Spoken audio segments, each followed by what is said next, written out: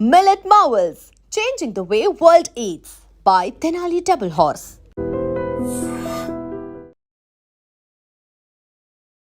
Namaste, welcome to iDream Inside Politics with Kavita.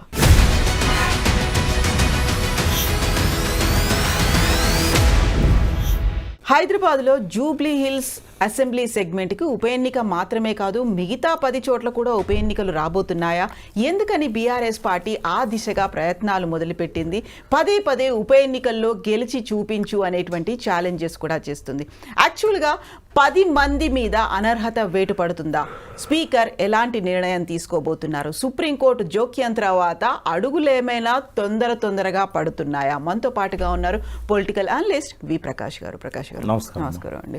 So 10 మంది ఎమ్మెల్యేలకు సంబంధించి అనర్హత పిటిషన్లు సుప్రీంకోర్టు దాకా వెళ్ళింది. సుప్రీంకోర్టు కూడా చాలా తీవ్ర స్థాయిలో కూడా వ్యాఖ్యానించింది. ఇప్పుడైతే స్పీకర్ 5గురికి ఒక నోటీసులు ఇచ్చారు. ఏం జరుగుతుంది అనుకుంటున్నారు? ఏమి జరగదమ్మా, మనం వీళ్ళని ఓన్ చేసుకోవద్దు, రాజీనామా చేయించి మళ్ళా టికెట్ ఇచ్చి గెలిపిద్దాం, లేదు అని అంటే మనం పట్టించుకోవాల్సిన అవసరం లేదనేది ఆమె వైపు నుంచి వస్తున్నది.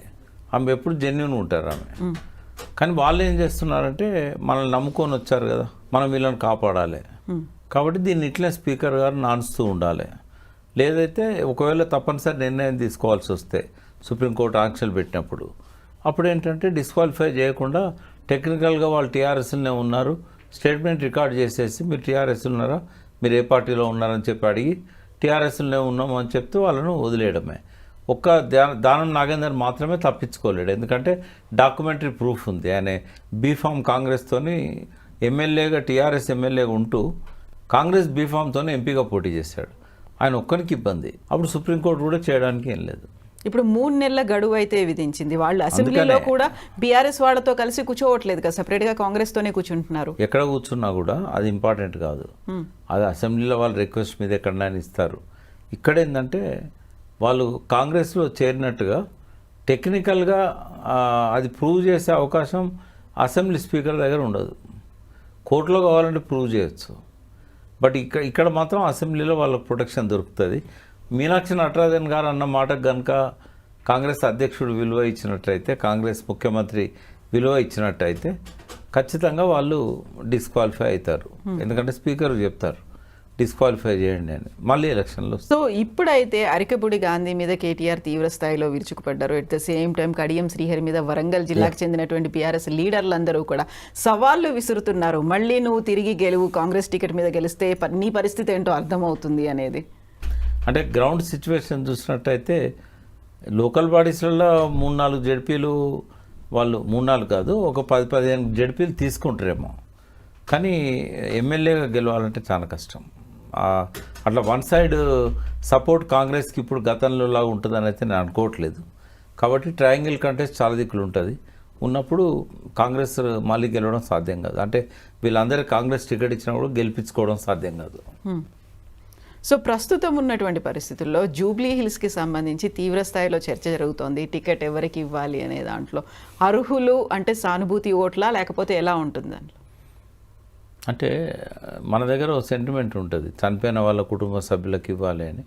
అంటే ఒక 10-20 ఏళ్ళ కింద వరకు 96, 97 వరకు అది అట్లాగే ఎవరు చనిపోతే వాళ్ళ కుటుంబ సభ్యులకు ఇవ్వాలనేది ఉండేది. తదనంతరం కూడా ఉంది. కర్నల్ రామచంద్రరావు చనిపోతే ఆయన భార్యకి ఇచ్చారు. అట్లా చాలా దిక్కులో కూడా జరిగింది. బట్ మొట్టమొదటిసారి అనుకుంటా ప్రణయ్ భాస్కర్ చనిపోయినప్పుడు ఆయన వైఫ్కి ఇచ్చారు, కానీ ఆమె గెలవలేదు. తర్వాత చాలా నియోజకవర్గాల్లో చనిపోయిన ప్లేస్లో మళ్ళీ ఆ స్థానాన్ని ఆ పార్టీ తెచ్చుకోలేదు. వెంకటరెడ్డి గారు పాలేరు నియోజకవర్గం అట్లనే జరిగింది, తుమ్మల గెలిచారు అక్కడ. ఇట్లా చాలా నియోజకవర్గాల్లో తర్వాత తారుమారైన చరిత్ర. బట్ ఇక్కడ మరి ఆయన కుటుంబం నుంచి ఆయన భార్యకు కానీ లేదా మరెవరికైనా ఇస్తారా, లేదా ఆ పార్టీని మొదటి నుంచి కూడా ఆ స్థానంలో గతంలో గెలుపొందిన పీజీఆర్ కొడుకు విష్ణువర్ధన్ రెడ్డి టీఆర్ఎస్లో ఉన్నాడు. రెండవది వచ్చి రావుల శ్రీధర్ రెడ్డి బీజేపీ నుంచి అదే స్థానం నుంచి పోటీ చేశాడు బీజేపీ నుంచి. ఆయన కూడా అదే పార్టీలో ఉన్నారు బీఆర్ఎస్లో. వీళ్ళు కాకుండా అక్కడ చాలా కాలం నుంచి కార్పొరేటర్స్గా, బీఆర్ఎస్ నాయకులుగా లోకల్ లీడర్స్ కొంతమంది ఎదిగారు, ముస్లిమ్స్ కూడా ఉన్నారు. ఎవరికి ఇస్తారనేది పార్టీ నిర్ణయం. అది ఇప్పుడైతే గ్రౌండ్ వర్క్ చేసుకుంటున్నారు. ఏ కాన్స్టిట్యున్సీ అంటే డివిజన్స్ వారీగా ఇప్పుడు అక్కడున్న డివిజన్స్ రేవంత్ నగర్ కావచ్చు, జూబ్లీహిల్స్ డివిజన్ కావచ్చు, అన్ని డివిజన్లలో మాత్రం మళ్ళొక్కసారి పార్టీ క్యాడర్ని అంతా యాక్టివేట్ చేస్తూ కార్యక్రమాలు తీసుకుంటాను. వారి సంస్మరణ సభలు నిర్వహిస్తున్నారు. కాబట్టి పార్టీ యాజ్ ఏ పార్టీగా బీఆర్ఎస్కు ఓ స్పష్టత ఉన్నది. క్యాండిడేట్ పేరు డిక్లేర్ చేయకపోయినా పార్టీని వాళ్ళు మళ్ళీ గేరప్ చేస్తున్నారు. బట్ కాంగ్రెస్ మాత్రం ఇప్పటివరకు ఏం స్పందన లేదు. అక్కడ అజారుద్దీన్ పోటీ పడుతున్నాడు, నవీన్ యాదవ్ పోటీ పడుతున్నాడు, చిన్న శ్రీశైలం యాదవ్ గారి కుమారుడు, ఇంకా కొంతమంది ఆడ కాంగ్రెస్ కోసం పోటీ పడుతున్నారు. బిట్వీన్ కాంగ్రెస్ అండ్ బీఆర్ఎస్ఏ ఉంటుంది పోటీ ఎప్పుడు వచ్చినా కూడా ఎన్నిక. బట్ ఈ 10 మంది ఎన్నిక ఇప్పుడు రాదమ్మా. ఈ ఎన్నిక 6 నెలల లోపల జరపాలి, ఆయన చనిపోయింది కాబట్టి. బట్ ఈ 10 మంది మాత్రం 6 నెలల దాకా నాంచడం కాలయాపనే తప్ప ప్రసాద్ గారు నిర్ణయం తీసుకుంటారని నేను అనుకోవడం. 10 మందికి సంబంధించి చూస్తే అందరికంటే ఎక్కువగా కడియం శ్రీహరి గారి మీదే ఎందుకని అంత విమర్శలు కావచ్చు, ఆరోపణలు కావచ్చు, ఆయన విరుచుకుపడ్డం అనేది ఎందుకు అనిపిస్తుంది? ఒక సీనియర్ లీడరు, తర్వాత చాలాసార్లు మంత్రిగా ఉన్నాడు. ఎన్టీ రామారావు పీరియడ్, చంద్రబాబు పీరియడ్ అప్పటి నుంచి కూడా. బీఆర్ఎస్లో కూడా ఆయన ఉప ముఖ్యమంత్రిగా ఉన్నాడు, మంత్రిగా ఉన్నాడు. అందుకని ఫోకస్ ఇప్పుడు ఆ 10 మందిలో కూడా బాగా ఫోకస్ ఆయన మీద ఉంటుంది. వాళ్ళందరికంటే కూడా ఎక్కువ హోదాల్లో ఉన్న వ్యక్తి కాబట్టి. మళ్ళా దళితుడు అన్నీ ఉంటాయి. సో ఇప్పుడు కేటీఆర్ కూడా అడుగుతున్న ఒక మాట, అభివృద్ధి కోసమే మేము పార్టీలో చేరామని చెప్పారు. ఎలాంటి అభివృద్ధి అనేది? గతంలో మీకు గుర్తుంటే బంగారు తెలంగాణ కావాలి అనే ఉద్దేశంతో పార్టీలో చేరుతున్నామన్నారు. నేను ఆ పార్టీలో తెలంగాణలో బీఆర్ఎస్లో ఉంటే కనుక నా నియోజకవర్గ అభివృద్ధి జరుగుతుంది అనే మాట కొంతమంది కూడా చెప్పి వచ్చినటువంటి మాట. ఇప్పుడు కూడా అదే మాట చెప్పి మళ్ళీ వెళ్ళారు కదా. అవును, వాస్తవంగా ఈ అభివృద్ధి కోసం పోతామన్న వాళ్లకు చెప్పుకోవడానికి మీడియా ముందు ఎవరికి వ్యక్తిగత ఏజెండా వాళ్ళకు ఉంటుంది. ఇప్పుడు పోచారం ఉన్నారు. పోచారం ఎప్పుడు ఆయన ఎక్కడన్నా అభివృద్ధి కోసం ఆయన పాటుపడ్డాడు. బట్ ఆయన పోయింది మాత్రం వ్యక్తిగత కారణం. బిల్స్ ఇవ్వలేదు కొన్ని. అంటే మొత్తం ఆయన కాన్స్టిట్యున్సీలలో ఉన్న సర్పంచ్లకు చాలామందికి అప్పుడు వర్క్స్ ఇప్పించాడు.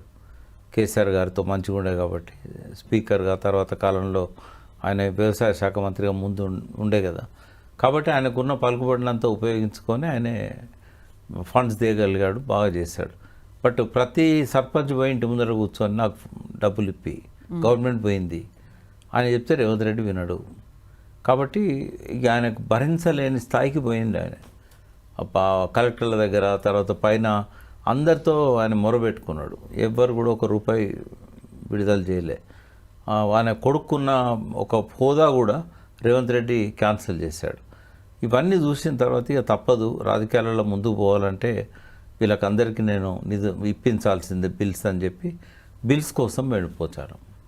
ఒక్కొక్కరికి ఒక కారణం ఉంది. ఇట్లా అయితే 1+10 అట్లా అయితే ఉప ఎన్నిక రాదా? ఓన్లీ వస్తే రాదు. విచారణ మొదలు పెడతాడు. ఆయనకేం డెడ్ లైన్ ఇవ్వలేదు. 3 నెలల్లో ఒక నిర్ణయం తీసుకోవాలి. నిర్ణయం తీసుకుంటాడు. నిర్ణయం అంటే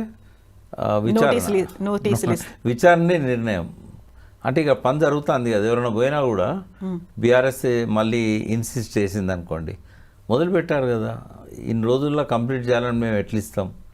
దానికి కూడా ఈక్వల్ పవర్స్ ఉంటాయి కదా. జ్యుడిషియరీకి ఉన్నట్టు అసెంబ్లీ, చట్టసభలకు కూడా అదే పవర్స్ ఉంటాయి. ఇంటర్ఫియర్ కాదు వాళ్ళు. ఒకసారి మొదలైంది కదా ప్రాసెస్ అని అంటారు అంతే. సో ఇప్పటికిప్పుడు అయితే రావు, ఆ తర్వాత ఏదైనా స్పీకర్ నిర్ణయం ఉంటే మాత్రం నడుస్తుందని నేను అనుకోవట్లేదు. ఎస్ అండి, thank you so much. Thank you. And don't forget to subscribe to iDream. And for more videos, please subscribe to iDream. Please subscribe to iDream. Please subscribe iDream. And please subscribe to iDream. For more videos, subscribe to iDream. please like, share and subscribe to the channel. Congratulations, iDream. Subscribe to iDream. Subscribe to iDream. So subscribe to iDream Media. iDream ki iDream team andarki huge congratulations. Please subscribe iDream Media.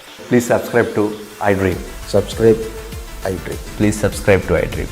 iDream అంటే నా కళల ఛానల్ను subscribe చేసుకున్న నోరు తిరుగుతలేదు, మీరైతే గంట గుర్తు కొట్టండి. For more such videos, please subscribe to iDream. Subscribe to iDream. Please subscribe to iDream. Please subscribe iDream Media. Please do subscribe to iDream. Please subscribe to iDream Media. For best entertainment and information, please subscribe iDream.